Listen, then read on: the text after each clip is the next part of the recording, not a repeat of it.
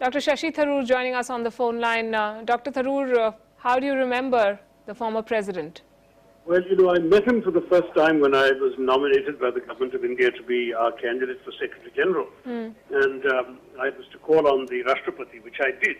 And I saw him in his office, this long-haired man behind his desk, and he said to me, so all the political parties have supported you for this.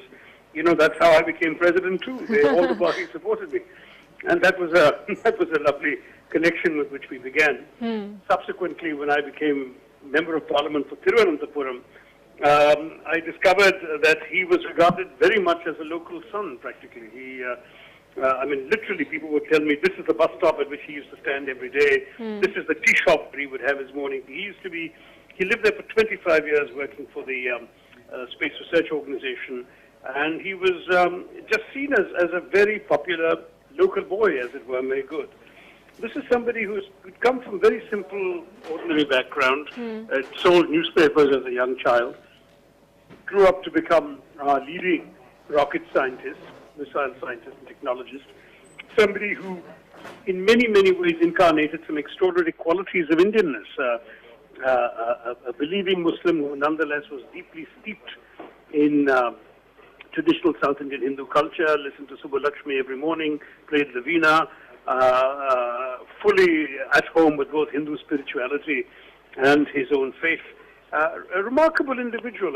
Somebody who, as you know, devoted himself, never married, devoted himself to the nation, and as president, managed to also be, I think, the greatest sort of popular president, perhaps of all time, the people's president, many called him, and somebody who, after Chacha Nehru, I don't think there's been anybody who had a better connection with kids than Abdul Kalam. I've heard so many stories about the way in which he used to receive school children and groups coming to see him and so on. It's quite astonishing what an extraordinary connection he was able to establish. So really we have all round lost somebody who touched people's hearts in ways that few presidents have managed to, and who also made a profound substantive impact on the country.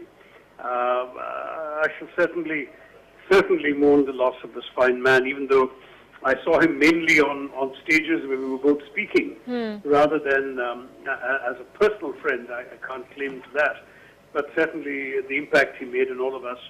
And I've failed to mention his wonderful books and speeches, because those too were truly inspirational, and I think are going to have a long life in the minds and hearts of people. Indeed.